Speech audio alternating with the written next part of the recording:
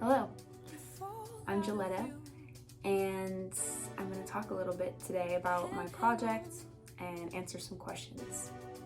The first one is, tell us a bit about your latest project and what inspired you to start this project, and what were you trying to explore and create, and how did you attempt to do this?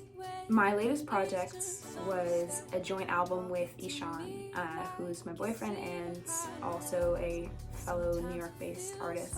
It's a concept album based off or inspired by interviews with women in New York City.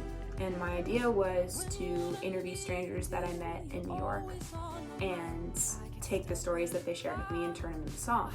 This idea formulated around the time that I was just moving to New York from the small town where I grew up, and I was immediately just captivated by the sheer density and diversity of people.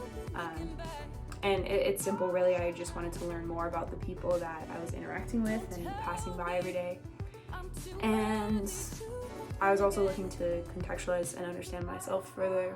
I had moved to New York kind of on a whim, I guess, and probably for some, culturally imposed fantasy of New York City. And I, always loved the idea of the city, but didn't really know exactly what I was doing there, what I was hoping to find there. And so I think through the process of meeting people who lived there and interviewing the women who represented the city, I was seeking to understand myself a little bit better and understand what I was doing there. I chose to interview women because I've long been inspired by the women in my family. My artist name, Juletta, is my great-grandmother's name,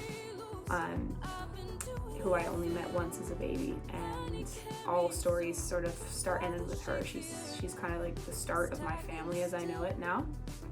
And from her to my Grammy, her daughter, and to my mom and my sister, that's kind of how the music has been passed down. And they're all very important to me and central to who I am as a person. Musically, this project really developed through me and Ishan's collaboration. He comes from a different musical background than I do. He grew up listening to Kanye and Michael Jackson, and I grew up with a lot of alt rock bands like the Counting Crows that I would listen to with my dad, and the Beach Boys and the Dixie Chicks as well were huge for me. And kind of the music was inspired by the collision of our worlds, and so it kind of took on a folk electronic identity, but that was definitely subconscious for us. It wasn't intentional necessarily. It was just whatever we were subconsciously putting out, and that's what it turned into.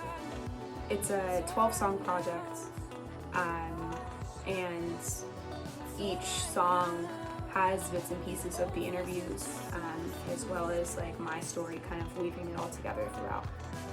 Great. Second question. How has being a female songwriter, singer, and artist affected your experience in the music industry?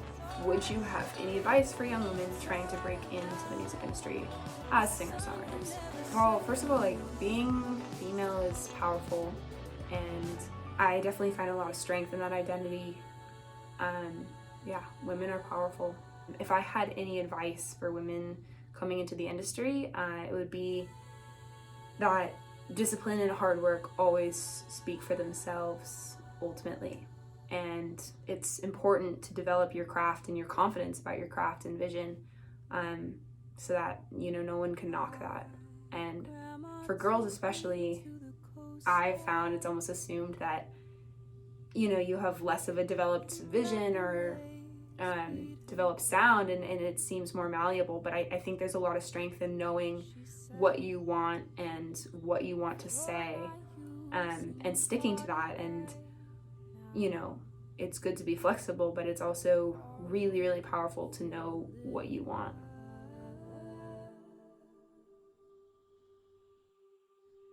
She tells me to give myself away, and now